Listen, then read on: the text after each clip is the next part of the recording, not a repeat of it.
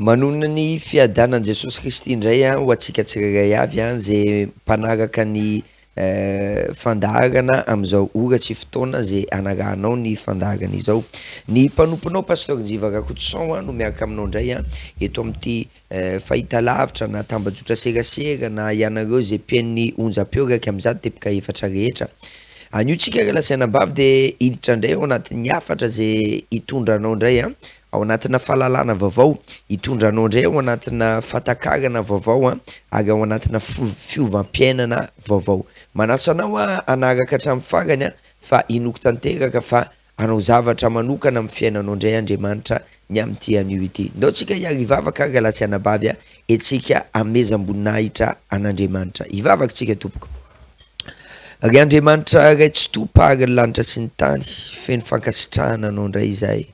Misaotra anao zay amin'ity anio mahafinaritra ity zay tombom-pahasoavana ho anay ao anatin'izao herinandro masina zay herinandro mipasika ary fandresena ho an'ny kristianina rehetrarehetra. Mankasitraka anao zay Jesosy Kristy ny amin'ny sakrifisa na sorona lehibe zay vitanao izay nataonao noho ny fitiavanao ho anay. Mankasitraka anao zay Andriamanitra ray eo. Fa ty anay ianao matoa nanome any zanako ilay tokana mba tsy ho very ny teninao zay rehetra mino anazy fa anana fiainana mandrakizay. Anio ary mino zay fa ny tsirairay avy zay mampandroso ao anatin'ny tokantrano, mampandroso anay ao anatin'ny tokantrano amin'izao fotoana izao de andray an'izany fiainana mandrakizay zany ary rehefa hiasa ny fanahy masina de hietro ny nofo atakatra ny saina irehitra ny fanahy. Hietro ny nofo atakatra ny saina irehitra ny fanahy. Amin'ny anaran'i Jesosy. Amen. Riavana malalo amin'ny tompo ankafaliana foana no iarahako aminao faly foana ny tenako mitondra ny hafatra ho anao zay mpanaraka tsy tapaka anay ary inoko tanteraka fa nandritra ny fiarahantsika teto hatramin'izay mba nisy fiovana ny fiainanao ary manantena an'izany indrindraindrindra ny tanjona voalohany de famonjena ny fanahinao ary ankoatran'izay famonjena ny fanahinao zay de ety an-tany mba afaka ianao mba afaka amin'ny fanandevozan'ny favalo inona avy ireo karazana fanandevozan'ny favalo, ny aretina, ny ozina, ny fampahoriana maro isan-karazany na ny oppression ozy izy ny teny vahiny zay mety hoe ataon'ny favalo eo amin'ny fiainanao. Relasaina-bavy ao anatin'ny herinandro masina ihany tsika de migadina indray ty ny fotoana zoma zay anatanterahantsika ny fotoana lehibe zay hitondrantsika aloha hevitra foana hoe fiderana sy fiankofana, fiderana sy fiankofana ary vavaka. Relasaina-bavy ao anatin'ny herinandro masintsika de sadresaka mahakasika an'izay hoe fanombonan Jesosy Kristy tamin'ny hazo fijaliana izay. De tsika mba hiresaka an'izany alaka misy masina moa iny iaraha malala fa nisy ny hetsika ara-panahy zay ho atao ny alaka misy masina de ny firaisana latabatra amin'ny tompo tamin'ny 5:00 ihany koa ny fotoam-bavaka alakamisy fa ny zoma mety efa zoma ianao mahita an'izao afadraona mandria an'izao afadrao amin'ny onjam-peo de tsy miova ny lerantsika fa amin'ny 5:00 ihany. Relasaina-bavy raha ny tena marina de tsisy mahafantatra exactement na précisément le tena daty sy ny ora ny fotoana nanombonan Jesosy Kristy tamin'ny hazo fijaliana fa kosa ny kajikajony ireo teolojiana de ny alakamisy ny fiomanana zay niraisan'i Jesosy Kristy latabatra tamin'ny mpianatra fa ny zoma kosa zay nanombonan Jesosy Kristy tamin'ny hazo fijaliana. De tsika sy anao hijery tenin'Andriamanitra avy hatrany zay anasako anao alaivo ny baibolinao de ndao tsika sy anao hiaraka amaky tenin'Andriamanitra. Hoy ny tenin'Andriamanitra ho jerentsika de any amin'ny Koritianina voalohany 2:2-9. Koritianina voalohany 2:2-9. Avery koa any Koritianina voalohany 2:2-9. Ndao vakitsika amin'ny anaran'i Jesosy. Hoy ny tenin'Andriamanitra hoe ary tsy nisy nahalala izany ny mpanapaka izao tontolo izao fa raha nahalala izy de tsy nohombony tamin'ny hazo fijaliana ny tompon'ny voninahitra. Averiko, ary tsy nisy nahalala izany ny mpanapaka izao tontolo zao, fa raha nahalala izy de tsy noombona tamin'ny hazo fijaliana ny tompony voninahitra. De andraitsika hijery tenin'Andriamanitra ao amin'ny Korinthiana voalohany any a, 5:7. Korinthiana voalohany 5:7 any amin'ny tapany farany. Korinthiana voalohany 5:7 any amin'ny tapany farany. Hoy tenin'Andriamanitra amin'ny anaran'i Jesosy, zay teny efa diso antsika loatra hoe fa voavony Kristy Paska ho antsika. Fa voavony Kristy Paska ho antsika. Raha lasana bavy ny tena marina, ny Paska tsy andro, ny Paska tsy fotoana, ny Paska tsy fitsangatsanganana, ny Paska tsy famonoana vorona fotsiny hoe tonga ny fotoana ny Paska de tsy maintsy mamono vorona, mamono akoho. Ny Paska tsy spectacle hoe ny spectacle ry de andeha hamonjy an'iny spectacle iny hoe ohatra hoe donan'ny samingeze, tsy haiko hoe hafanana tsy haiko hoe Paska, tsy haiko hoe Paska mirevy, tsy fantatro inavy reny spectacle reny. Ny tena marina tsy zay ny Paska, fa ny Paska de fandresena ho an'ny kristianina rehetrarehetra. Aveo, kristianina de fandresena ho an'ny kristianina rehetrarehetra. Raha misy zany ny fety tena tokony ankalazaina indrindra de ny Paska Ralasiana Bavy. Aveo koa, raha misy ny fety tena tokony ankalazana indrindra de ny Paska Ralasiana Bavy. Hoy ny tenin'Andriamanitra any amin'ny Korinthiana voalohany 2:9 teo hoe ary tsy nahalala izany ny mpanapaka ozy izy, tsy nahalala inona. Eno tsara, ary tsy nahalala izany ny mpanapaka izao tontolo zao, fa raha nahalala izy de tsy nombony tamin'ny hazo fijaliana ny tompony voninahitra. Tsy nafantatra ny mpanapaka an'izao tontolo zao. Inona ny mpanapaka an'izao tontolo zao? De ny devoly. Raha fantatry ny devoly hoe resy izy rehefa nombona teo amin'ny hazo fijaliana Jesosy Kristy, de nanao tous les moyens, nanao an'izay fomba rehetrarehetra izy anakanana ny famonoana Jesosy Kristy. Fa mifanohatra amin'izany nataony, napirisika ny Jodasy izy, napirisika ny fariseo izy, napirisika an'ireo manam-boninahitra rehetra izy mba amonoana Jesosy Kristy sy anombona Jesosy Kristy amin'ny hazo fijaliana. Nanao an'izay fomba rehetrarehetra izy mba hahatonga an Jesosy Kristy ho mifaty, de neritreritra izy hoe alora nga ho vononany momba n'ity Jesosy ity, de vitany momba an'io Jesosy io, de mandresitsika. Zay neritreretiny Satana zay. Zay neritreretiny hoe mandresy izy rehefa ombona amin'ny hazo fijaliana i Jesosy Kristy. Ny zavatra nitranga nefa de zao, araka nambanaka ny Korinthiana voalohany 5:7 any amin'ny tapany farany hoe fa voavony Kristy Paska ho antsika. Voavony Kristy amin'ny dika teny fotra moa izy de hoe Pasha. Voavony Kristy Paska ho antsika, zany hoe fandresena ho antsika. Fandresena ho antsika. De ny teny amin'izay ny apôstôly aty amin'ny Korinthiana voalohany 2:2, 2:9 hoe raha nahalala an'izany ozy izy ny mpanapaka an'izao tontolo zao, fa raha nahalala izy de tsy nombona tamin'ny hazo fijaliana ny tompony voninahitra. Satria ny antony de zao, rehefa nombona tamin'ny hazo fijaliana ny tompony voninahitra de Jesosy Kristy zany, de voalohany nandresy ny fahafatesana satria nakany amin'ny fiaina tsy hita Jesosy. Naka ny fanalahidy ny fahafatesana. Voavonjy ny zanak'Andriamanitra rehetrarehetra. Ny faharoa nitondra ny aretintsika, ny fahatelo moa zany nitondra ny aretintsika rehetrarehetra, nitondra fanafahana,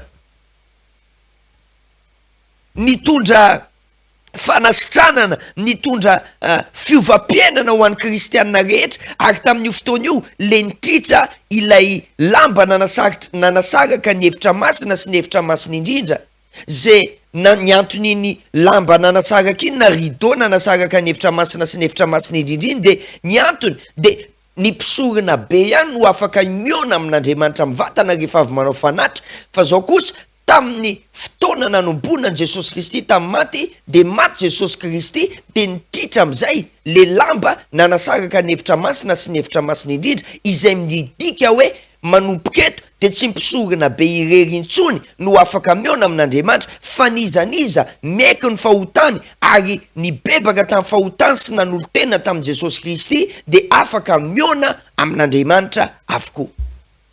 Zany zavatra ny sitrahantsika daholo fa voavony Kristy pasika ho atsika, fandresena ho atsika. Raha lasiana bavy zay natonga ny tenin'Andriamanitra milaza hoe raha mba nahafantatra an'izany ny mpanapaka an'izao tontolo zao de nanao ny fomba rehetra izy nanakanana n'le tompony voninahitra tsy nombona tamin'ny hazo fijaliana fa noho ny tsy fahalalàn'le Satana. Mevitra le Satana fa mahay zavatra rehetra, mevitra le devoly fa hoe voafehany zavatra rehetra, mevitra izy fa ary tamin'ny voaloha moa madevoly ny devoly de nozahany toetra i Jesosy Kristy, nozahany toetra rehefa mifadianina teny an-tendrombohitra Jesosy Kristy de noho ny tsy fahalalàn'le Satana ihany koa de mbola nobony tamin'ny hazo fijaliana ihany koa Jesosy Kristy tsy fantany fa sorona lehibe indrindra iny nataon'i Jesosy iny, fandresena lehibe ho atsika kristianina. Galasiana bavy any amin'ny Koritianina voalohany toko faharoa toy an'io andininy fahavalo de vakitsika ny andininy fahasivy rehefa nilaza izy hoe ary tsy nalala izany ozy izy mpanapaka izao tontolo zao fa raha nalala izy de tsy nombony tamin'ny hazo fijaliana ny tompony voninahitra. Any amin'ny andininy fahasivy de hoe fa araky ny voasoratra hoe izay tsy mbola hitan'ny maso ary tsy mbola ren'ny sofina naniditra tao am-pon'ny olona na inona no inona na inona no efa namboarin'Andriamanitra ho an'izay ty azy. Aveo fa araky ny voasoratra hoe izay tsy mbola hitan'ny maso ahita zay mbola tsy hitan'ny masonao ianao, ahita zay mbola tsy hitan'ny masonao ianao, zay zavatra mbola tsy niainanao ho hitan'ny masonao zany ary tsy mbola ren'ny sofinao ary vaovao mafaly zay mbola tsy nandalo tao amin'ny sofinao ianao, naniditra tao am-pony olona andre zavatra mahafaly zay mbola tsy niditra tao am-pony izaniza mihitsiny fa ianao zanak'Andriamanitra no andray an'izany ao am-ponao na inona zany zavatra nefa namboarin'Andriamanitra ho an'izay ty azy, zany ny amboarin'Andriamanitra ho an'izay ty azy. Izany hoe rehefa voavony Kristy de mizavatra tsara be dehibe no manin'Andriamanitra ho atsika zanany, no manin'Andriamanitra ho atsika araky ny tenin'Andriamanitra hoe nanombonan Jesosy Kristy tao amin'ny hazo fijalinany raha fantatry ny devoly de ny sakanany ny antony de satria zao zay zavatra mbola tsy hita amin'ny masontsika, zay mbola tsy ren'ny sofintsika, zay mbola tsy niditra tao amin'ny fotsika na inona zany zavatra no omen'Andriamanitra atsika, zany no omen'Andriamanitra atsika. Ka zao nanao erreur be Satana nanombo an Jesosy Kristy tamin'ny hazo fijaliana, nanao erreur be Satana namono an Jesosy Kristy tamin'ny hazo fijaliana. Fa zao andaotsika senao hiara iaina ny heriny zany hazo fijaliana zany. Rehefa hiara iaina zany heriny hazo fijaliana zany tsika, anajan'i Jesosy Kristy, anajan'Andriamanitra tsika ao anatin'ny fiankohofana an'Andriamanitra, ao anatin'ny fideranan'Andriamanitra, satria zavatra zay tsy mbola vitan'ny olombelona, zavatra zay tsy mbola vitan'izaniza teto ambony tany no vitan'i Jesosy Kristy. Andaotsika anajana azy amin'ny fiankohofana, ifampizara fitiavana amintsika nizoma zao, anajana azy tsika nizoma zao, tena hoe ame voninahitra anazy tsika nizoma zao satria zavatra lehibe ny vitany. Ary rehefa manana toe-po mahay makasitraka an'Andriamanitra tsika de miaina ao anatin'ny heriny zany hoe pasika izany, miaina ao anatin'ny heriny zany hoe pasika izany, ao anatin'ny heriny zany pasika zany galasiana bavy de hoy ny tenin'Andriamanitra hoe zay zavatra mety hoe mbola tsy hitan'ny razambe anao hatram'izay sy tsy hitan'ny ray aman-drenanao manomboka eo aminao ianao ny ahita anazy, vaovao mafana zay mbola tsy renin'ny sofinao nefa fahombiazana sy fitahinao anao, zay mbola tsy nirenin'ny fianakavianao rehetrarehetra mihitsiny, enao no andre anazy. Zay zavatra mahafaly tena hoe mbola tsy niainan'ireo fianakavianao sy ny taranakao sy ny taneriana tany ny razambe anao, ray aman-drenao manomboka eo aminao no ampidirin'Andriamanitra ao anatin'ny fonao izany. Fa zao ny zoma zao amin'ny 10 andaontsika hiaraka hifaly fa maty Kristy, voavony Kristy, Pasika ho atsika, ame voninahitra le Andriamanitritsika, ideran'Andriamantritsika, ary efa midera sy ankohaka eo amintsika milaza aminao afa hirotsaka amin'ny toeram-pivavahana io ny heriny zany hoe Pasika izany, ka isitraka an'ireo zavatra niteneniny tenin'Andriamanitra teo hoe zay tsy mbola hitan'ny masotsika, zay mbola tsy renin'ny sofintsika, ary zay mbola tsy niditra tao anatin'ny fotsika, zany ny iainantsika zany. Andriamanitra dia Andriamanitra marina amin'ny teniny, matoky amin'ny teniny, tsy mbola nandainga zany Andriamanitra, ary zavatra tokana ny tsy hain'Andriamanitra tao teny mandainga. Iaina zava-baovaotsika, iaina zavatra mahafaly, iaina zavatra tena hoe tena fatsapana zay mbola tsy niainanao ny zoma zao.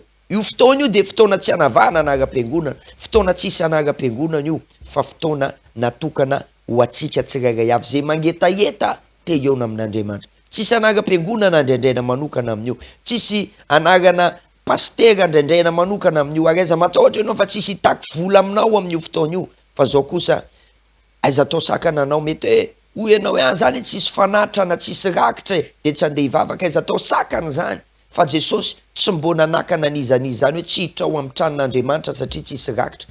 Ny tenanao dia efa fanatitra lehibe atolotra ao an'Andriamanitra. Fa nefa kosa io fotoana io koa dia tsy hanavahana na iza, tsy hanavahana anara-piangonana, tsy hanavahana lokom-bolo-koditra, tsy hanavahana fiaviana, tsy hanavahana na iza mihitsiny. Raha tsy hitanao le toerana dia ao amin'ny Tranomanga Tanamboasainky ao ambadiky ny EPP Beril Rose. Tranomanga Tanamboasainky ao ambadiky ny EPP Beril Rose. Manasa anao zay, taomy namana, hoeto ny fianakaviana, hoeto ny ankohonana ray manontolo mba hiaraka hisitraka an'izany herin'ny Pasika zany. Mbola manana fotoantsika ny alahady zao, isy hetsika ara-panahy, isy famonjena ao, famonjena satria mety misy amin'io fotoana io zay indray ny olona vao hamonjy fiangonana, famonjena, fanasitranana, fanafahana, zay ny iainanao ny alahady zao. Tahaka ny mazatra fidirana intelontsika rehefa alahady, amin'ny fito sasany ny fidirana voalohany, amin'ny 10 ny fidirana faharoa, ary ny tolakandro kosa dia amin'ny 3 tolakandro. Fa ny fotoanantsika manaraka aloha zao ary ny akaiky indrindra dia ny zoma amin'ny 10 aza vela misy antony anakana anao tsy ho avy amin'io fotoana io, fa fotoana natokan'Andriamanitra hitahinanao io. Minoa ianao ana fa rehefa amin'ny fotoana ianao anapa-kevitra ho avy ao, ho avy amonjy an'io fotoam-bavaka io, dia efa anao an'izao fihetsiketsehana rehetrarehetra zao ny devoly, anakana anao tsy ho avy. Fa zao tapaony hevitra dia toeo zay tsakatsakana nataon'ny devoly, fa ataovy any anatin'ny fonao sy ny sainao hoe za ndray dia tsy maintsy hamonjy zoma masina amin'io fotoana io, satria fandresena ho anay, ho atsika kristianina tsirairay avy io fotoana io. Raha hoe ianao tena tsy hitanao mihitsy le toerana, azonao atao ny miantso ny Lara Tarby 038 30 101 04 038 30 101 04. Zay ro fotoana niaraka taminao teto, mankasitraka anao naharitra nijery sy nieno hatramin'ny farany. Ny mpanomponao Pasteur Njiva Rakotosan no niaraka taminao teto, aza miala ianao fa misy fijoroana vavolombelona ao aorianan'ity zay ampiakatra indray ny finoanao.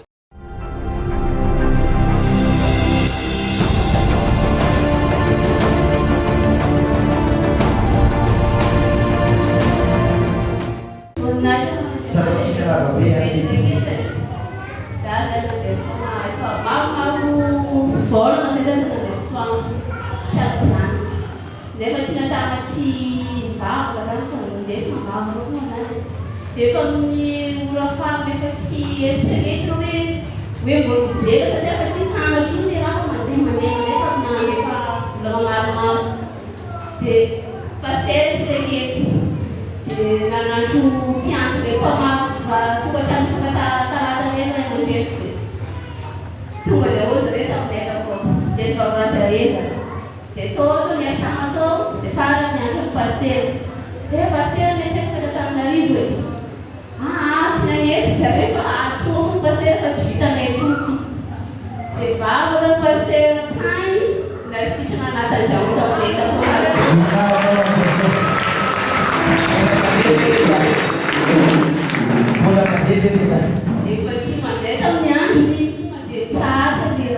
Aleluia.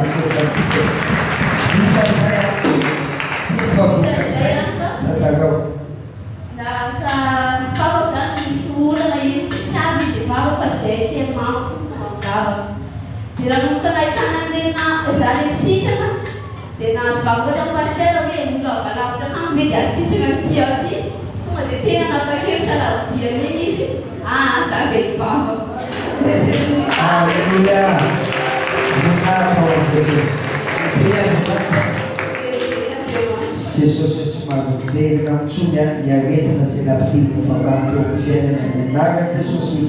Amém. Aleluia.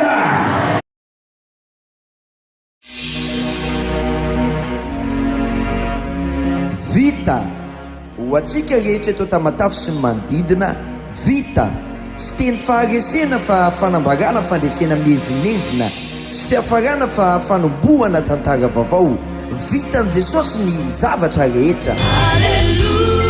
Fitombavaka fankalazana ny Pasika 5 miaraka amin'ny pasteur Jiva Rakotsomivady sy ireo mpiara miasa aminy. Vita alahady ny Pasika fa 20 ny volana Aprily ny tapa-maraina fidirana voalohany amin'ny fitora sasany ary ny faharoa amin'ny folora fankalazana ny Pasika. Amin'ny 3 ora tolakandro kosa dia fitoam-pahasoavana lehibe. Vita famonjena, fanafana, fanasitranana ny toerana Tranomanga Tanamboasainky ao ambadiky ny EPP Beril Rose. Raha tsy hitanao le toerana dia azonao ataony miantso ny 038 30 101 04. Tsy hanavahana na iza tsy misy vidim-pidirana.